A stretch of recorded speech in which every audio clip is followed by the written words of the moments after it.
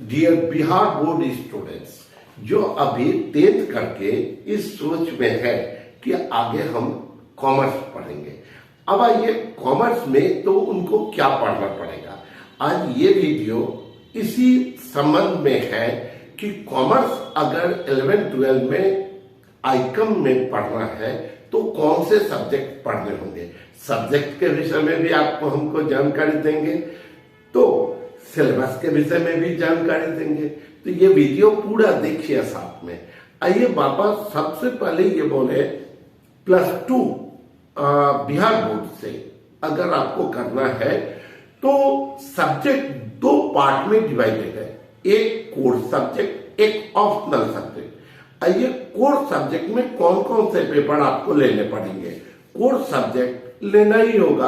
अगर हम लोग देखें कॉमर्स से जुड़ा हुआ हिंदी और इंग्लिश ये रहेगा ही, है ना। इसके अलावा कोर्स सब्जेक्ट में आपको एक पेपर अकाउंटेंसी पढ़ना पड़ेगा, इसके विषय में अभी तुरंत आपको डिटेल मिलेगा।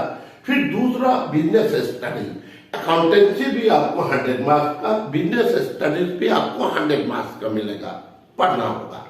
और ये तीसरा आपको इकोनॉमिक्स या एंटरप्रेन्योरशिप, ठीक, उद्यमिता। बहुत बच्चे इकोनॉमिक्स के लिए जाते हैं और बहुत बच्चे साथ में आपको जाते हैं एंटरप्रेन्योर। दोनों ही 100 मार्क्स के होंगे, दोनों में से कोई एक लेना होगा।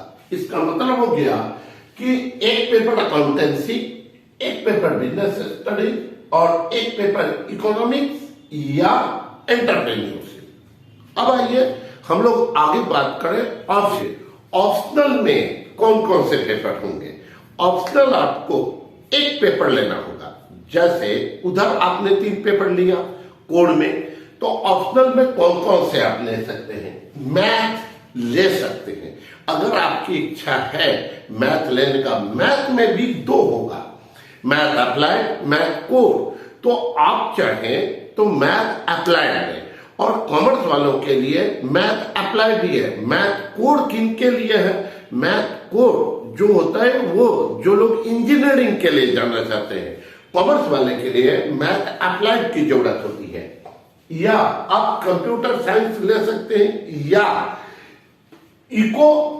इकोनॉमिक्स या एंटरप्रेन्योरशिप, कोई एक, ठीक। तो आप अगर वहां यानी कोर्स सब्जेक्ट में आपने इकोनॉमिक्स लिया है तो स्वाभाविक सी बात है यहां दोबारा इकोनॉमिक्स नहीं ले सकते हैं। यहां आपको तब क्या लेना होगा, एंटरप्रेन्योरशिप। पलट के सोचिए, अगर आपने कोर्स सब्जेक्ट में रखा है आपको एंटरप्रेन्योरशिप, तो ऑप्शनल में आप इको में जा सकते हैं, ठीक। इसका मतलब हो गया क्या क्या पढ़ना हो गया। एक पेपर हिंदी, एक पेपर इंग्लिश, ये 2 कंपलसरी है। अकाउंटेंसी, बिजनेस स्टडीज और एक ऑप्शनल। ऑप्शनल में से कोई एक चुनना होता है, ठीक।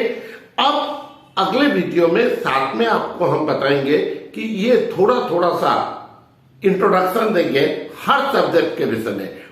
इस वीडियो में मेनली जो बिहार बोर्ड के बच्चे चॉइस लेते हैं सब्जेक्ट का, उनके संबंध में हम आपको डिस्कस करेंगे।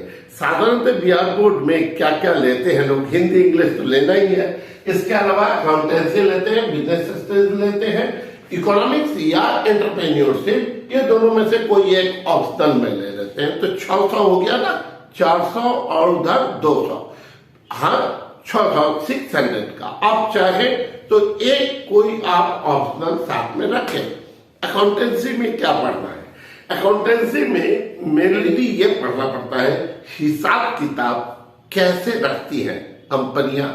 आप एग्जाम्पल के तौर पे देखिए, इंडियन रेलवे बिजनेस ही तो है, इंडियन एयरलाइंस बिजनेस तो है, एयर इंडिया, ठीक। मॉल्स, ये लोग क्या कर रहा है, हिसाब किताब रख रहा है। ये हिसाब किताब को ही बड़े पैमाने पे कैसे मेंटेन होता है, इसके संबंध में थोड़ी शुरुआत की थ्योरेटिकल जानकारी और प्रैक्टिकल जानकारी दी जाती है अकाउंटेंसी में।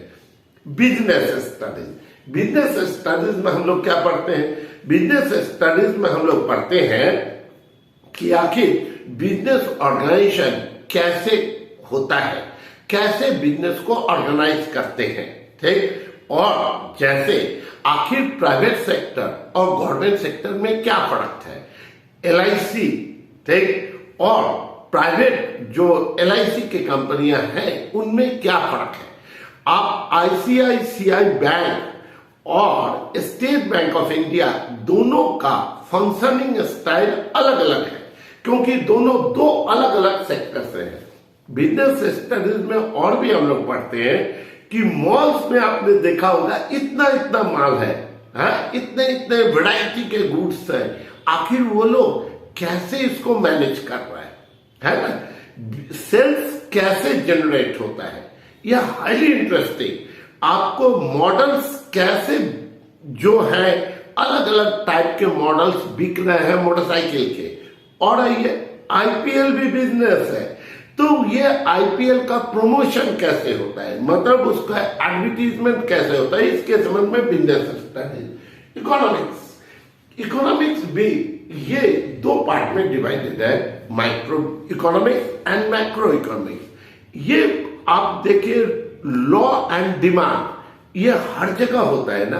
काफी डिमांड किसी चीज का बढ़ गया तो स्वाभाविक है जियो भी पैसा बढ़ा देता है ना, है। तो इस चीज में हम लोग पढ़ते हैं इकोनॉमिक्स, कैसे लॉ और डिमांड एक दूसरे को फुलफिल करता है, पूरा करता है।